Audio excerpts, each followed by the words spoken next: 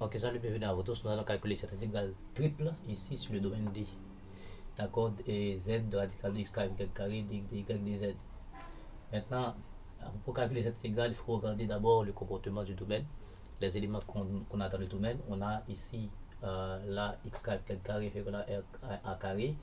Et de plus, on a, ça fait, nous fait penser à une équation du cercle centré à l'origine. Ici, si on considère la frontière, donc ou x carré plus y carré sera égal à a carré, donc on aura un cercle centré à l'origine du rayon A. Et de plus, on a z qui varie de 0 à A, donc ça c'est la hauteur, donc on a une base circulaire et une hauteur, donc ça nous fait penser à un changement en coordonnées cylindriques qui se présente sous la forme de x égale à r cos θ égale à r sinus θ et puis z égale à z. Donc dans l'espace ici, à bien remarquer, on a un point x, y, z, donc on construit d'abord x, y dans ce plan, d'accord, et puis on a θ. Donc si on considère ce triangle là, donc x et θ sont adjacents, donc ce sera le produit c'est le produit de r, n'est-ce pas, par cos θ qui donne x, et si nous voulons y, à bien marquer y qui est là, c'est y qui est là se trouve en face θ, donc ce sera un r sinus θ et puis rz. Et quand on fait un changement en coordonnées cylindriques, donc on doit se rappeler du jacobien, d'accord, du jacobien r θ z, d'accord. Quand on fait, on va avoir exactement r. Donc tout comme pour un changement en coordonnées polaires, parce que ici il y a x carré y carré inférieur à a carré, ça nous fait penser à un changement en coordonnées polaires. Mais puisque il y a z, il y a une hauteur, donc il fait un changement en coordonnées et cylindriques. Donc ici, bah, bon, pas la peine de démontrer pour vous pourquoi le jacobien est r. Donc ce sera la dérivée de x par rapport à r, la dérivée de x par rapport à θ, la dérivée de x par rapport à z, d'accord, la dérivée de y par rapport à r, la dérivée de y par rapport à θ, la dérivée de y par rapport à z et la dérivée de z par rapport, ça veut dire, et le jacobien qui donne r, ce sera, d'accord, c'est dx dr dx dθ dx dx dz. Donc dy dr dy dθ dy dz. Et finalement, je dirais dz et dr, dz dθ et puis dz dz. Donc ça nous donne automatiquement ici par rapport à r, on va avoir cos θ. Ici par rapport à θ, on va avoir moins sinus θ. Et dans ce cas là, par rapport à z, on n'a pas de z ici, ça fait 0. Et de y par rapport à r, ça fait sinus θ, d'accord. De y par rapport à θ, ça va faire r. Alors bien entendu, je dirais ici il y a un r, d'accord, il y a un r, donc il va rester ici r cosinus θ. Là c'est 0 parce qu'on n'a pas de z. 2z par rapport à θ, ça fait 0, ici ça fait 0 et ici ça fait 1. Donc en calculant le déterminant par rapport à la troisième ligne, troisième colonne, donc ce déterminant va nous donner un r cos carré θ et plus r sinus carré θ. Donc ça va nous donner exactement r. Vous voyez? Ok. Donc maintenant pour calculer l'intégrale aisément, d'accord, pour calculer l'intégrale aisément,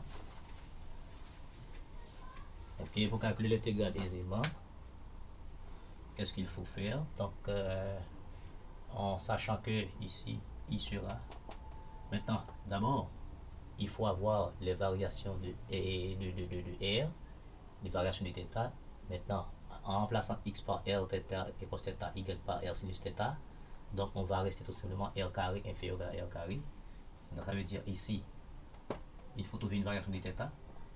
Donc et alors r varie maintenant de 0 à a, parce que pourquoi, en remplaçant x par r cos θ, on va avoir r carré cos carré θ, on va avoir r carré sinus carré θ selon ce que l'on a ici, et donc on va factoriser par r carré, ok, on va rester, et puis cos carré θ sin carré θ égale à 1, donc r carré inférieur à a carré signifie que r est inférieur à a, donc r se trouve entre 0 à a, d'accord. Et maintenant une variation de θ, puisque on a c'est un cercle, d'accord? C'est un cercle, donc la base est circulaire, donc le cercle varie de 0 à 0 à 2pi. Et puis on a déjà, donc maintenant ça c'est la hauteur. La hauteur est h et z, donc z varie maintenant de 0 à a. Voilà, de 0 à a. Ok, après ça, il faut calculer maintenant. Donc on va avoir i. Maintenant, r, le premier, c'est pour r, parce que c'est r, θ z, 0 à, 0 à a. Le deuxième, c'est 0 à 2pi. Et puis finalement, z, 0 à a. Ok, 0 à a. Ensuite, on garde z ici parce qu'on ne peut pas remplacer. Là, ici, il nous reste en remplaçant par d'abord les jacobiens. Le jacobien, d'accord. Ensuite, z. Alors, z. Ici, r carré, on remplace x par r carré cos carré θ, y par r carré sinus carré θ. Alors, on va avoir r carré cos carré θ ici et r carré sinus carré θ. Donc, on factorise par r carré et radical de r carré, ça va faire r. D'accord. Et puis ici, dr, le dx va remplacer par dr, dθ, dz. Ok, en simplifiant, donc rapidement, il nous reste 0 à a. D'accord, 0 à a, 0 à 2pi. Maintenant 0 à a, ça simplifie. Maintenant, on peut prendre rapidement, on peut calculer directement par rapport à dz. D'accord, dz. Si vous voulez, bien, je mets une ligne après. dr, dθ, dz.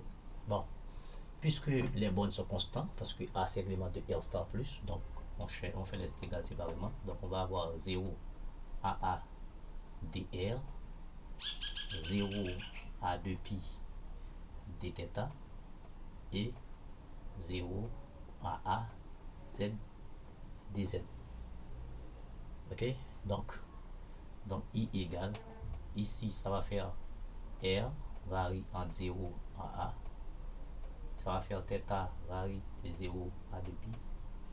Maintenant ici ça va faire z, une petite de z, ça va faire 1 sur 2 ici z carré, voilà, z dz, d'accord, 0 à a.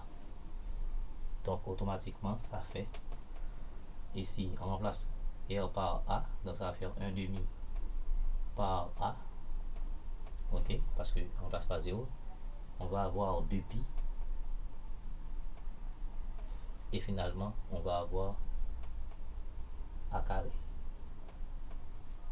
Ok, on va avoir a carré, donc on simplifie par 2,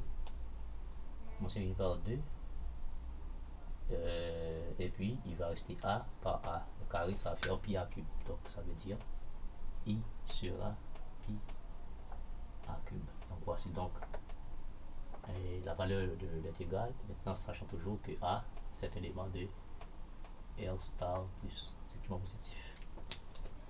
Merci beaucoup de suivre. Si vous êtes nouveau, votre devoir à vous c'est toujours vous abonner, liker, partager, inviter d'autres amis à suivre le canal ici pour grossir le rang autour de cette chaîne de mathématiques.